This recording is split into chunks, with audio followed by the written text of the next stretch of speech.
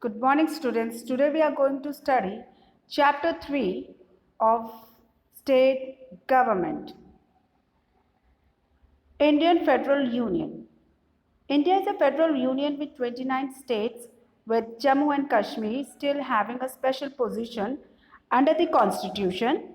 India has a federal form of government, which means that there are two levels of government, one at the center and another in the state and union territories.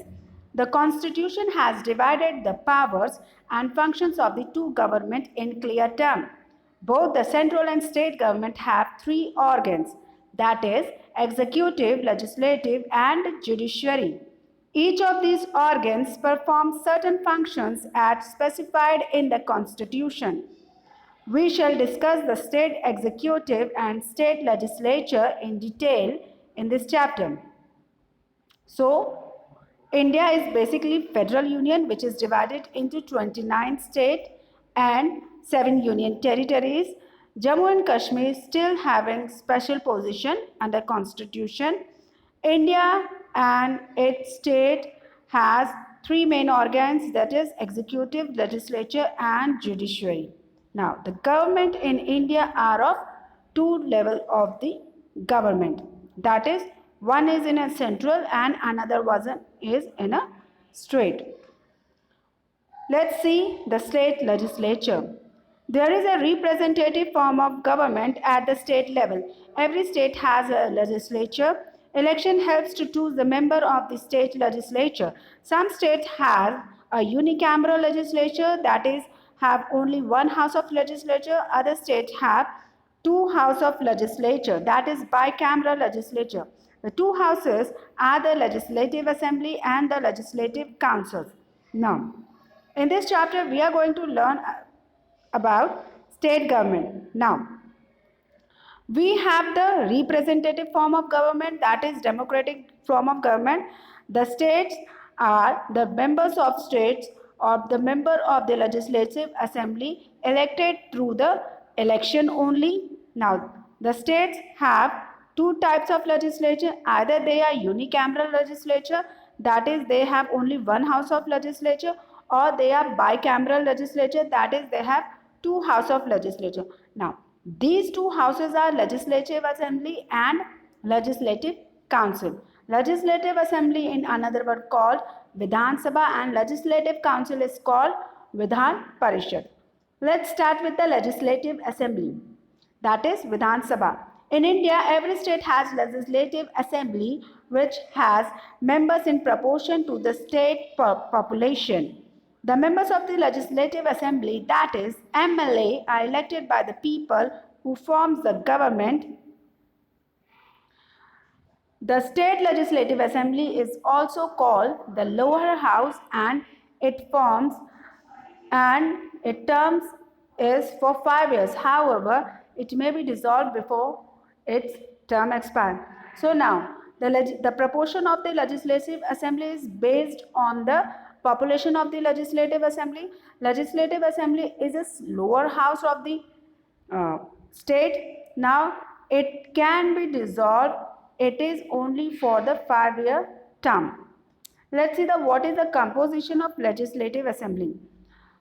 The Constitution states that the number of members in a legislative assembly cannot exceed more than 500 and cannot be less than 60. Only Goa and Mizoram have 40 members each, while Sikkim has 32 members. Every state is divided into two different areas shown as constituency. Let us take the example of the state of Uttar Pradesh, which is divided into 103 constituency. As you can see in this graph, we can see there are a number of parties, that is Bahujan Samajwadi, Bharatiya Janata Party, National Congress, RD and other government. And now these parties fought for election in the 403 constituency of the Uttar Pradesh. From each constitution, one representative is elected by the people. The representative may belongs to any political party and can be independent and independent candidate. The political party which wins more had the number of seats in a state in an election gains the majority and forms a government. This is called the simple majority system. Now, who forms the government? The government, the party which able to gain majority in the election, that party makes the government in the state. Now, let's see Legislative Council, that is Vidhan Parishad.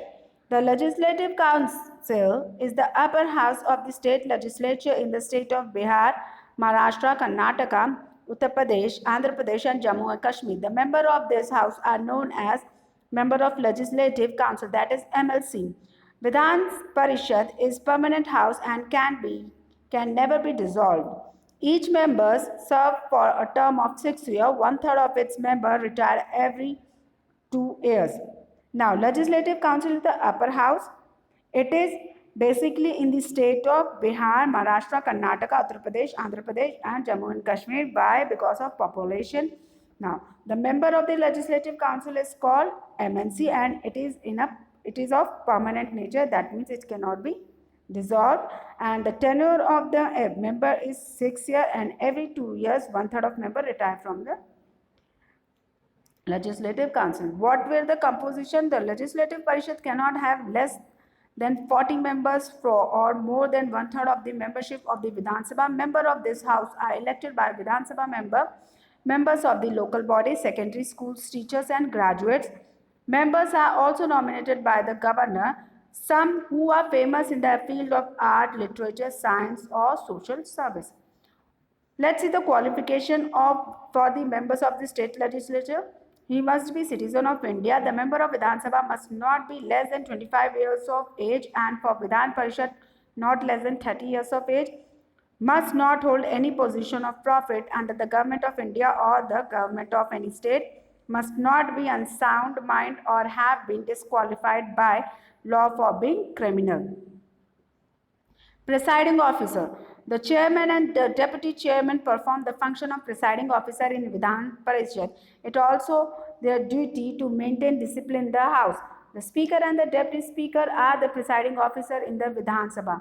They preside over meeting, ensure the rules are followed and vote only in case of time. So, chairman and deputy chairman perform the function of presiding officer in Vidhan Sabha, whereas speaker and deputy chairman perform the function of presiding officer in Vidhan Sabha. Let's see state executives. We know that the government in each states are similar to that at the central, as the president is the nominal head of and the prime minister runs the government. The state executive consists of governor and the council of ministers headed by the chief minister. As you have already know, there is two type of heads in India. One is nominal head, that is president. Another one is real head, that is prime minister. Now the government is run by the prime minister only. In same way, the state also works, but in state there is a governor and chief minister. Let's see what were the role of chief minister. The governor first. The governor. The executive power of the state is vested in the governor. Or executive actions are taken in the name of governor. Every state has a governor and at times the same person may officiate as the governor of two states. The governor of the state is not elected but is appointed by the President of India. First, the government of state is not elected, it is appointed by the President of India. Second, it can be a governor of two states. The governor is the executive head of the state. Now, what were the qualifications for being a government? He must be citizen of India, must not be less than the age of 35 years, must not hold any office of profit, and he must not be an elected member of parliament or any state legislative. But if a member of legislature is appointed as a government, the member should resign from his or her membership. Let's see what about the power of the governor. Most of the power and function of governor are similar to those of the president. Now, Executive power. All powers of the state governments are vested in the governor. He appoints the chief minister, who is the leader of the majority party. He also appoints the other members of the council of minister on the advice of the chief minister. Governor also appoints the advocate general and the chairman and members of the state public service commission. He is consulted by the president in the appointment of judge to the high court. The governor has the power to nominate one member of the Anglo-Indian community to legislative assembly of his state. The governor can nominate person having special knowledge or practical experience in fields such as literature, science, art, and social service to the Legislative Council. Let's move on to the legislative power. The governor has the power to summon and prorogue the session of the state legislature. He or she can dissolve the state legislature on certain occasion. When the state legislature is not in session, the governor can issue order called ordinance. These orders are submitted to the state legislature at its next session. They are valid for not more than 6 weeks from the date when the state legislature being its season. The first season after the election and the first season every year begins with the governor's address. A very important power of the governor is that every bill passed by the state legislature has to receive the governor's assent. He or she also has the power to grant pardon or reduce the punishment sentence passed by the state legislature. Let's see discretionary powers. The governor has power which he or she can use on his or her own in special situation. She use not act on the advice of the council of minister to use these power. These special power are called discretionary power. They are. Now, what is discretionary power? The governor has some special powers which is acted only by the advice of the council of ministers only. And these special power is called discretionary power. Let's see what are these discretionary powers are. If no single party has a majority in the assembly, the governor can use his or her discretion in appointing the chief minister. The government can use his discretionary power to reserve any bill for the consideration of the president. The governor can also report to the president that the state government is not functioning according to the constitution. On the basis of this report, the president can proclaim emergency in the state. This is called imposition of president's rule, and during this period, the governor practically runs the state government. Let's see the union territory. India has 29 states and 7 union territories. Union territories are administered by the president through an administrator appointed by him or her or by a lieutenant governor or a chief commissioner. When bills are passed by the legislative assembly here, the administrator or lieutenant governor gives his assent. Council of Minister. The Prime Minister is the state is actually carried on by the Council of Minister headed by the Chief Minister. As mentioned, the Chief Minister is appointed by the governor, while other ministers are appointed by the governor on the advice of Chief Minister. The Council of Ministers is collectively responsible to the Legislative Assembly of the state. Government must always have a majority in the House. If it loses this majority due to a vote of no confidence, the government cannot continue to rule. Individual minister can also be asked to leave the council. Power of the chief minister. The chief minister is the head of council of minister and enjoy a special position. He or she is the leader of the party in majority in the state legislative. The prime minister has the power to elect other minister. Minister hold office at the pleasure of the prime minister. He or she allocate portfolio to the prime ministers. He or she can also transfer a minister from one ministry to another. He or she is the chairman of the cabinet. He or she summon in meeting and preside over them. The work at different departments is coordinated by the chief minister. While the resignation of other ministers merely creates a vacancy, the resignation or death of chief minister dissolve the cabinet. How bills become law? One of the most important functions of the state legislature is to make laws on subjects that are included in the state list. The proposal to make a law is called a bill. Bill may be of two types, that is ordinary bill and money bill. Ordinary bill relates to all matters other than money. A bill can originate in either house of the legislature. Money bill originated in the Vidhan Sabha only. Following is the procedure to pass an ordinary bill introduced in the Vidhan Sabha. That is, the bill is introduced in the House and the title of bill is read out.